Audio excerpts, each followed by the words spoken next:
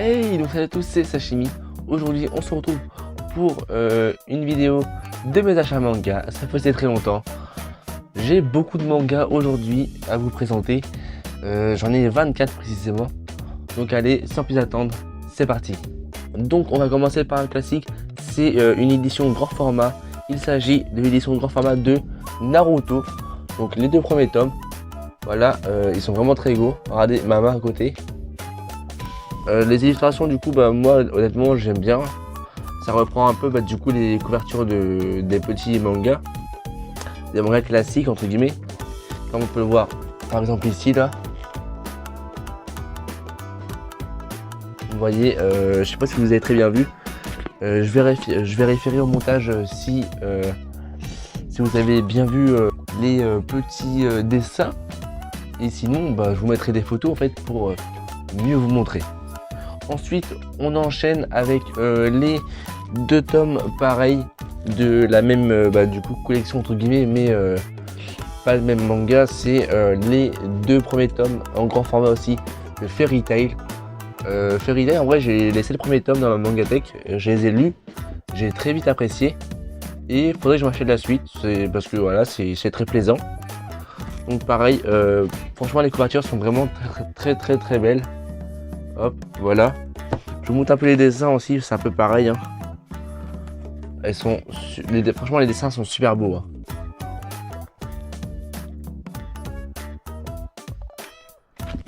Donc voilà pour les deux tomes de Fairy Tail.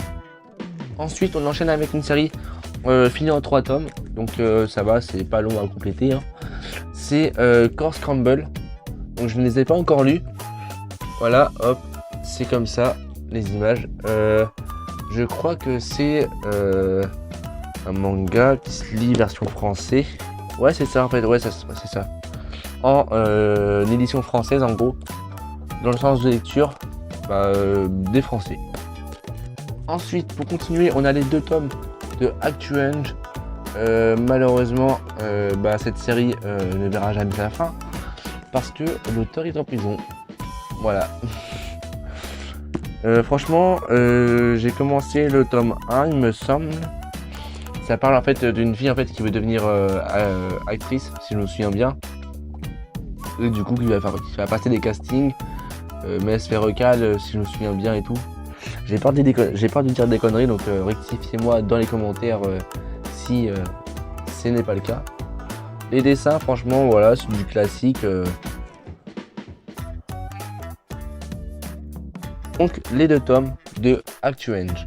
Ensuite on enchaîne avec un tome prix 3 € parce que c'est un prix de découverte. Il s'agit ici de The Rising of the Shield Hero. Franchement la première de couverture je l'apprécie énormément. Je vous le dis direct, ça c'est ma waifu. Je ne sais plus comment elle s'appelle mais c'est ma waifu. je l'avais lu le tome. Il faut que je continue, c'est une dinguerie en vrai, c'est énervé. Même les planches elles sont super belles. Donc le tome 1 de The Rising of the Shield Hero. Ensuite, on enchaîne avec 4 tomes de Kimetsu no Yaiba. Du coup, pour les Kimetsu no Yaiba, on a le tome 15 jusqu'au tome 18. J'ai hâte de m'acheter la suite. Là, je suis en train de me les relire. Kimetsu, les illustrations sont magnifiques, hein, comme toujours. Les voici, hop. Mais j'adore, franchement, les dessins, mais ils sont magnifiques. C'est une pépite, quoi. Moi, j'adore personnellement. Là, je me spoil, mais voilà, là, je connais que c'est Akaza, voilà. Ce personnage, je sais que c'est Akaza, mais voilà, c'est énervé, quoi. C'est énervé, les planches, elles sont super belles. Franchement, ça, c'est mon manga de l'année. Si ce n'est pas passé devant Naruto. Franchement, j'ai des doutes. Et voilà, les 4 tomes de Kimetsu no Yaiba. Ensuite, on passe tout simplement avec les 5 premiers tomes de Goblin Slayer.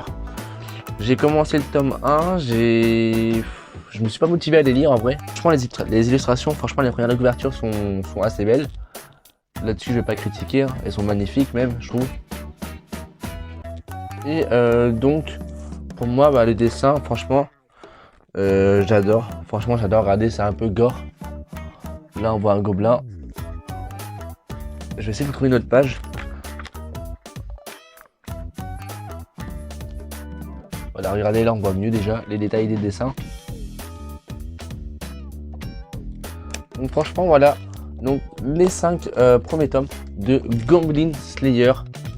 C'est parti, ça va être très vite dans mes lectures. Manga qui sortira fin octobre du coup. Non, fin novembre. Fin novembre. Ensuite, on enchaîne avec 2 tomes de Eden Zero, le tome 7 et le tome 8. Donc, Eden Zero, franchement, c'est par le même auteur de Fairy Tail déjà, pour commencer. Et on retrouve un peu sa patte artistique au niveau des dessins. Donc voilà, par exemple là, je sais plus comment il s'appelle, je crois que c'est Shinki ou Shinchi, je sais plus. Le perso principal. Et du coup, en fait, il ressemble vachement à Natsu et Grey de Fairy Tail. Les dessins, c'est du Hiro Mashima. Hein. Donc voilà pour ces 2 tomes de Eden Zero. Ensuite, on passe à un tome 1 aussi au prix de 3 € pour un prix découverte. Il s'agit du tome 1 de 50 nuances de gras. Un manga apparemment, je l'ai pas encore lu, mais apparemment c'est une elfe qui arrive dans un monde, dans notre monde en fait, et elle va s'engrossir parce qu'elle mange trop de fast food et du coup elle va devoir faire du sport pour retourner dans son univers entre guillemets, de là où elle habitait avant. C'est assez comique apparemment. Je pense que j'en ferai un tome 1 et je vous en parlerai plus en détail dans mes lectures manga du mois de novembre. Ensuite on enchaîne avec le tome 4 de Sacrificial Vote. Cette série je l'ai commencé, j'ai adoré. Une série un peu horreur. Pas forcément horreur mais glauque, sanglante, suicide.